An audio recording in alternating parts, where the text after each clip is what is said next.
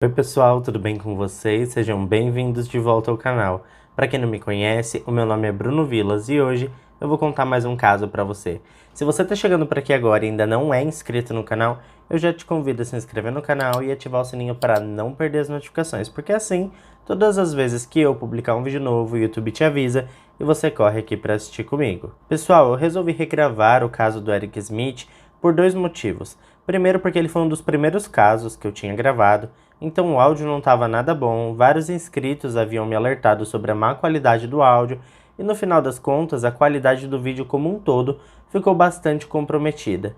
Em segundo lugar, aconteceu uma atualização no ano de 2021 e como estamos com muitos novos inscritos no canal, eu resolvi contar essa história para vocês já com as mais recentes informações atualizadas.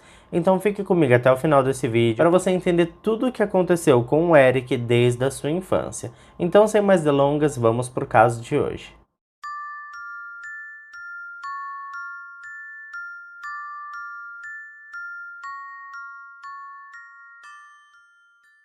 Esse caso traz uma abordagem que nos faz pensar bastante na questão do bullying. Embora seja somente nos últimos anos que temos ouvido falar com frequência sobre esse conceito e suas consequências, a origem desse termo remota à década de 70. Apenas por curiosidade, quero esclarecer que o termo foi criado por um psicólogo sueco chamado Dan Owis. As crianças e adolescentes vivem uma verdadeira batalha psicológica para sobreviver mais um dia neste ambiente hostil e perigoso. É claro que o bullying não é recente e trata-se de um problema universal que ganhou a atenção de toda a sociedade nos últimos anos devido às graves consequências para as nossas crianças e jovens ao redor do mundo. Existe uma linha tênue entre a brincadeira saudável, a ofensa e o assédio. Essas três coisas podem facilmente se misturar e dar aos praticantes do bullying o que eles mais precisam: uma justificativa para poder humilhar as outras pessoas. Quem pratica bullying sempre usa o argumento de que tudo não passa de inofensivas brincadeiras. Pessoal, eu sei que esse assunto é bastante polêmico e divide opiniões, mas o que não se pode negar é que aqueles que são vítimas do bullying ficam com feridas psicológicas profundas, que muitas vezes demoram anos para cicatrizar. Eu sempre defendi a ideia de que nada justifica a violência, e no final desse vídeo eu quero saber o que vocês acham que pode ter levado o Eric a fazer o que ele fez. O Eric, pessoal, nasceu em 22 de janeiro de 1980 no condado de Steuben, que pertence ao estado de Nova York. Eric passava a maior parte do tempo na casa de seus avós, que o descreveram como uma criança doce, meiga e carinhosa. Ele gostava de abraçar, beijar e passar longas horas conversando com seus avós. A escola onde o garoto estudou costumava ser o pior lugar do mundo para o menino. Ele não gostava nem um pouco de ir para o colégio. Isso porque, para os demais estudantes, tudo no Eric era motivo para piadas e humilhações. Era incrível a quantidade de defeito que os demais alunos encontravam no garoto. Suas orelhas eram motivo para piadas, porque diziam que eram grandes demais. Seus óculos com armação grande não passavam despercebidos pelos valentões da escola. Seus dentes eram constantemente criticados e isso fazia com que ele evitasse sorrir. Até mesmo seus cabelos ruivos eram motivo de chacota. E por mais cruel que isso possa parecer, nem mesmo as sardas do garoto escapavam das brincadeiras. Os ataques constantes de garotos e garotas mais velhos deixavam Eric com uma sensação amarga na boca todo dia que ele acordava e era dia de aula. Todas essas piadas, brincadeiras, xingamentos, humilhação e a sensação de impotência começaram a alimentar em Eric uma raiva reprimida. Dia após dia, ele sentia essa raiva crescendo descontroladamente dentro de si. Durante o verão de 93, Eric estava com 13 anos de idade quando participou de um programa de recreação, realizado no outro lado da cidade. Derrick Robb, um garotinho de apenas 4 anos de idade, também participava do programa no mesmo período. O pequeno Derrick morava muito próximo ao acampamento. Embora ele tivesse apenas 4 anos de idade, sua matrícula foi permitida porque aquele acampamento funcionava somente durante o dia. As crianças deveriam estar de volta em casa antes do anoitecer. No dia 2 de agosto de 1993, o pequeno Derrick Robb estava pronto para ir ao acampamento. mas sua mãe estava atrasada com os afazeres domésticos. Sua mãe é Doreen Robbie, e ela disse mais tarde, em depoimento, que normalmente era ela quem levava o pequeno até a rua, mas que naquele dia estava muito atarefada com Dalton, o irmão mais novo de Derek. Derek então disse que não tinha problemas e resolveu ir sozinho. O garoto pegou suas coisas e tratou de seguir em frente. Ele tinha apenas um quarteirão para percorrer e nenhuma rua para atravessar. O parque ficava em uma rua sem saída. Doreen Robbie disse que aquele tinha sido a primeira vez em que havia deixado seu filho ir a qualquer lugar desacompanhado. Afinal de contas, o caminho era uma rua reta e em pouquíssimos minutos ele estaria no acampamento. Mas o que Doreen ainda não sabia era que 15 minutos depois de dar um beijo de despedida em Derek, ele estaria sem vida. Por volta das 11h30 da manhã, a mãe de Derek foi buscá-lo para que ele almoçasse em casa. Foi quando ela recebeu a notícia de que seu filho não chegou a entrar no acampamento. Ela entrou em desespero e a polícia foi acionada. Devido à natureza do desaparecimento e embora não tenha passado o horário mínimo sugerido pela polícia, iniciou-se uma busca articulada e organizada pelas autoridades locais. A polícia entendeu que era necessário começar as buscas imediatamente. Inclusive, muitos moradores ajudaram nessa tarefa. Após quase 5 horas de buscas, o corpo do Derek foi encontrado em um pequeno pedaço de floresta, a meio caminho entre o acampamento e sua casa. Mais que depressa, os policiais chamaram a perícia e protocolaram o caso como homicídio, e rapidamente os investigadores começaram a agir. A primeira evidência apresentada pelos investigadores foi que Derek teria sido atraído da calçada onde caminhava e em seguida foi levado para a floresta. Naquele local, ele foi martirizado com um galho de árvore e também foi cuspido e apedrejado. A causa da morte foi determinada como traumatismo craniano com asfixia. Até aquele momento, não havia nenhum suspeito indicado, portanto a polícia local deu a Charles Wood, um conhecido investigador, a missão de encontrar o assassino do pequeno Derek Robbie. De acordo com as primeiras análises de Charles, o responsável por aquele ato horrível teria arrumado propositalmente o corpo da vítima. Ele disse em uma entrevista que o tênis esquerdo tinha sido removido e estava caído perto da mão direita da vítima. Já o tênis direito estava caído perto da mão esquerda. Estava claro que o corpo havia sido colocado nessa posição. 5 dias após o funeral de Derek, em meio às investigações e os noticiários falando 24 horas por dia sobre o misterioso caso do garotinho, Eric Smith não suportou a pressão de sua própria consciência e revelou para seus pais que ele foi o responsável por aquele ato horrível. Seus pais, chamados Ted e Tammy Smith, procuraram imediatamente a polícia local para esclarecer essa inesperada confissão. Assim que foi colocado na sala, de frente aos investigadores, Eric negou ter visto Derek. Neste momento, estava claro que ele tinha se arrependido da sua confissão. Seus pais interviram e, com palavras aconselhadoras, encorajaram o menino a falar. Sentindo-se mais confiante, ele então mudou de repente a história. Ele contou que viu sim Derek naquele dia. Derek estava do outro lado da rua, andando em frente ao campo aberto. Eric foi bastante preciso ao descrever as roupas de Derek e o fato de que ele tinha uma lancheira na mão. Ele disse que o garoto parecia triste e sozinho e se aproximou do menino para conversar. Ele completou dizendo que após alguns minutos de conversa, ele tinha achado o garoto bem legal. Os investigadores então colocaram Eric na viatura e o levaram até o ponto em que ele descreveu durante sua confissão. O garoto começou a ficar emocionado quando os investigadores pediram a ele que lhe contasse onde tinha visto Derek pela última vez. Sua voz começou a falhar e ele abaixou a cabeça. Eric olhou fixamente para Charles Wood e perguntou: "Você acha que eu o matei, não é?" O avô de Eric, Sr. Red Wilson, acreditava que Eric estivesse escondendo alguma coisa. Aliás, a família toda acreditava nisso. Para eles, Eric poderia estar sob ameaça e por isso não contou nada antes. E também poderia nesse momento estar assumindo a culpa para proteger alguém. Eles acreditavam que Eric fosse incapaz de machucar qualquer pessoa por qualquer motivo que fosse. A teoria da família foi defendida pelos vizinhos chamados John e Marlene Haskell.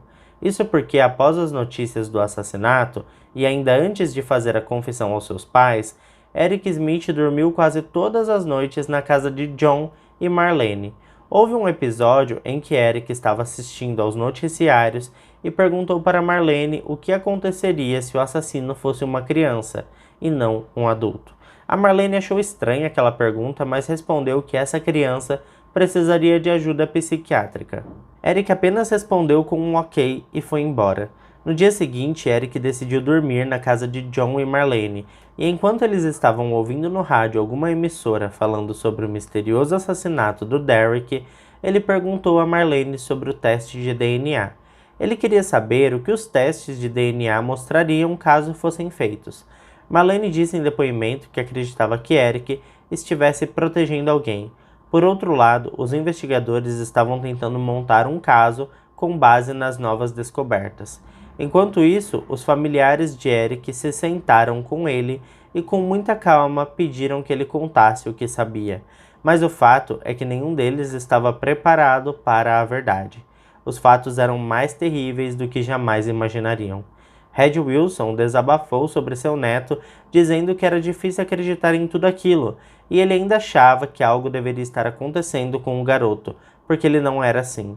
Embora os parentes de Eric não estivessem convictos de que o garoto tivesse tirado a vida do Derek, os investigadores prosseguiram com as investigações, homologaram a confissão e deferiram a acusação de homicídio contra Eric Smith, de 13 anos de idade, pela morte de Derek Robb, de 4 anos de idade. Pouco tempo depois, começou o julgamento, e ambas as partes procuraram provas e evidências, tanto de acusação quanto de defesa. No decorrer do julgamento, que ocorreu em agosto de 94, estava a pergunta que não queria calar: por que Eric fez isso? Tunney, o promotor responsável por montar a acusação, disse em entrevista que o fato inegável é que Eric tinha escolhido fazer algo horrível. Todavia, o tribunal determinou que Eric passasse por avaliações com um psiquiatra indicado pela justiça, e o laudo revelou que o garoto foi diagnosticado com um transtorno explosivo intermitente, que nada mais é que um transtorno mental que torna as pessoas violentas repentinamente. A defesa de Eric estava tentando associar toda a raiva que ele tinha acumulado por todos esses anos com a motivação para a agressão. O advogado de defesa, chamado Kevin Bradley, contrapôs a acusação, dizendo que o garoto não tinha escolha, porque sofria de uma doença mental muito séria. Neste momento, fica evidente que ele estava utilizando o diagnóstico de transtorno para suavizar a pena do Eric. O júri ainda ouviu da defesa que ainda quando criança, Eric teve diversos acessos de raiva e chegou a bater com a cabeça no chão. Ele tinha problemas de fala, era tímido na escola e era implacavelmente intimidado. O bullying sofrido na escola o atormentava diariamente. As poucas vezes em que Eric pediu ajuda a seu pai para que conseguisse controlar essa raiva, não surtiram efeito. Seu pai imaginava que o menino estava apenas irritado com coisas à toa, e que assim como qualquer outra criança, em algum momento tudo isso passaria. Ted Smith, pai de Eric, contou em seu testemunho que certa vez notou Eric muito chateado e irritado. O garoto queria saber como se livrar daquela sensação. Ted então explicou a Eric que quando ele tinha a mesma idade do menino, ele ia para o celeiro e batia bem forte em um saco de feno, até que ele ficasse cansado demais para fazer qualquer outra coisa. Isso descarregava e acabava com sua raiva. Eric saiu dali sem falar nada, e alguns minutos depois, ele voltou visivelmente calmo e tranquilo. Todavia, seus dedos das mãos estavam esfolados e sangrando. Ele então perguntou ao seu filho o que tinha acontecido. Eric respondeu calmamente que tinha batido várias vezes em uma árvore e que agora sua raiva tinha passado. O psiquiatra Dr. Stephen Herman foi chamado pela defesa para depor e confirmou seu diagnóstico de transtorno explosivo intermitente, que é basicamente uma raiva incontrolável. Ainda de acordo com o médico, depois que passa a raiva, a criança pode até parecer normal. Na tentativa de derrubar os argumentos da defesa, a promotoria disse que aquele era um distúrbio extremamente raro e que muito dificilmente uma criança na idade de Eric poderia desenvolver esse tipo de transtorno. A acusação então submeteu Eric Smith a extensos testes médicos com especialistas de ambos os lados.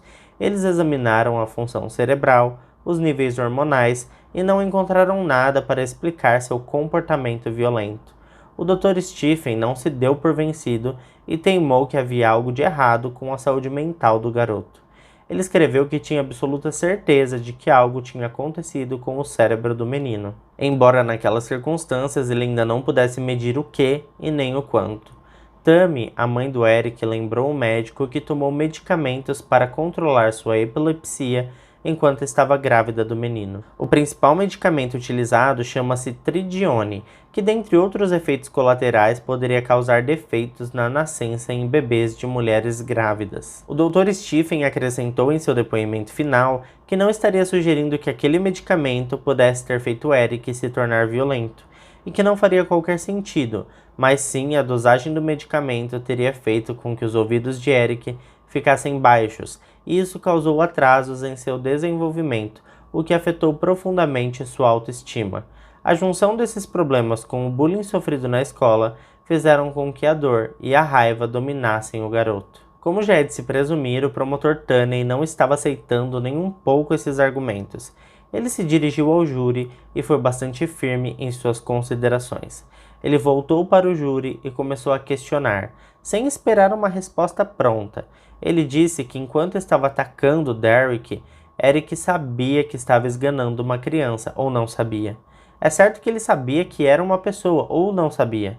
Se ele sabia que o que ele estava fazendo era errado, que não deveria ter feito isso, então ele poderia ter todos os problemas psicológicos e psiquiátricos do mundo. Ele ainda assim seria o único responsável pelo que ele tinha feito sob os olhos da lei. Além disso, o promotor enfatizou que o garoto sabia muito bem que suas ações estavam erradas, porque ele admitiu que atraiu a criança para a floresta, onde poderia agir em um local que ninguém pudesse ver. Durante todo o julgamento, o rosto do Eric Smith estava assustadoramente inexpressivo. Ele não demonstrou emoção e não expressou remorso. O julgamento terminou sem que a questão principal tivesse sido respondida. Eric não explicou o porquê tirou a vida de Derek. Na data de 16 de agosto de 94, ele foi condenado pelo assassinato em segundo grau de Derek Robb, e sua sentença foi a pena máxima disponível na época da condenação, no mínimo 9 anos de cumprimento da pena, podendo chegar até prisão perpétua. Poucos meses depois, após o assassinato, a família de Derek mudou-se para uma nova casa em Savona. Eles lutaram para aprovar a lei de Penny. Essa é uma lei que aumenta a pena de prisão para crianças que matam. Para homenagear Derek, alguns voluntários destruíram o local onde ocorreu o crime e criaram um campo T-ball, um esporte baseado no beisebol, esporte esse que o pequeno Derek gostava muito. Em 8 de junho de 2004, quando tinha 24 anos de idade e após cumprir 11 anos da pena, a primeira audiência de liberdade condicional de Eric aconteceu, mas de portas fechadas. A família da vítima enviou uma carta ao comitê de condicional, junto com um vídeo caseiro mostrando a curta vida de Derek Robb. A mãe dele escreveu: "Fico chateada por ter que implorar para que mantenham o assassino atrás das grades. Minha maior preocupação é que eu ainda tenho um filho de 12 anos. Certamente há coisas suficientes com que se preocupar com um adolescente, além do fato de que pode haver um assassino à solto." O promotor Tunney também ficou bastante apreensivo, afinal de contas, o que poderia acontecer? O Conselho de Liberdade Condicional poderia ver as coisas de uma forma muito diferente do júri. Era como se fosse um novo julgamento. A nova advogada de Eric, chamada Susan, acreditava que Eric deveria ser solto. Segundo Susan, a questão não é que tipo de criança perturbada ele era naquela época, mas sim que tipo de jovem ele seria naquele momento. Na verdade, era essa a questão que o Conselho de Liberdade Condicional enfrentaria. A advogada acreditava na mudança que tinha visto em Eric. Essa mudança decorreu do aconselhamento intensivo que ele recebeu durante os 6 anos em que foi detido no Centro de Detenção Juvenil de Brookwood. Eric só foi transferido para uma prisão para adultos quando completou 21 anos de idade. Susan solicitou que ele lesse uma declaração própria, mas não permitiu que ele respondesse a nenhuma pergunta. A declaração dizia basicamente que ele sabia que suas ações tinham causado uma perda terrível na família do menino, e que ele sentia muito por isso. O texto dizia ainda que ele tinha tentado pensar o máximo possível no que Derek nunca experimentaria, como o aniversário de 16 anos, o Natal, comprar sua casa, se formar na faculdade, se casar e ter seu primeiro filho. A carta finaliza dizendo que se ele pudesse voltar no tempo, ele trocaria de lugar com Derek e suportaria toda aquela dor. O promotor do caso na época, o Tunney, não conseguiu deixar de registrar sua indignação com a declaração de Eric. Ele diz basicamente que toda aquela declaração era uma bobagem sem qualquer intenção real de arrependimento. Eric aproveitou o tempo que teve com o conselho e descreveu a intensa dor que suportou nas mãos dos seus agressores na vizinhança e no colégio. Ele disse que depois de alguns anos de abuso verbal e às vezes físico, ele fechou completamente seus sentimentos. Se ele não tivesse passado por todo aquele abuso, ele jamais teria feito o que fez. Quando ele foi questionado se o ataque ao menino tinha lhe dado alguma sensação de prazer, Eric respondeu que naquele momento tinha sim. E quando foi perguntado por que ele fez isso, Eric respondeu que naquele momento, ao invés dele estar ferido, ele estava ferindo outra pessoa. No momento em que estava diante do conselho da condicional, o próprio Eric disse que nunca tinha sofrido abusos em casa. Ele disse ainda aos conselheiros que um dia ele estudaria e se tornaria um psicólogo forense, fazendo pesquisas sobre crianças que matam. Ele disse ainda que não era uma ameaça à sociedade. Apesar dos esforços dos seus novos advogados, ele teve a liberdade condicional negada por 9 vezes, sendo a última negação em janeiro de 2020. Ele seria elegível novamente para solicitar uma nova condicional em outubro de 2021. Bom, pessoal, Eric Smith compareceu pela 11ª vez perante o Conselho de Liberdade Condicional no dia 5 de outubro de 2021. Neste momento, ele estava com 41 anos de idade e foi concedida sua soltura sob liberdade condicional. Eric inicialmente planejava morar com sua mãe em Savona, a mesma cidade onde o assassinato ocorreu. Todavia, foi orientado pela justiça a procurar seu próprio apartamento. Ele também revelou que ficou noivo em dezembro de 2019. Eric disse que pretende procurar um trabalho em instalação elétrica ou fabricação de carpintaria. Sua soltura estava agendada para o dia 17 de novembro de 2021 e teve um pequeno atraso devido a problemas com sua nova residência. Seu endereço atualizado não foi divulgado porque a justiça não permitiu, como já era de se imaginar, né? E agora eu quero saber a opinião de vocês aqui nos comentários. Quais vocês acham que foram as reais motivações dele? Foi o bullying? Será que ele tinha algum problema mental mesmo? Ou ele sempre foi uma criança má? Ou será, na verdade, a junção de todos esses problemas que resultaram nas atitudes dele? A gente também precisa pensar se ele realmente não representa mais nenhum perigo à sociedade. Eu quero saber o que vocês acham, então deixa aqui pra mim nos comentários. Bom, pessoal, esse foi o caso de hoje. Se você gostou, não esquece de deixar um like, que me ajuda muito a continuar trazendo esse tipo de conteúdo aqui pra você, porque como eu já disse várias vezes, quando você deixa o like, eu entendo que você tá gostando desse tipo de conteúdo e eu trabalho para trazer mais casos como este aqui pra você. Bom, eu fico por aqui e até o próximo vídeo.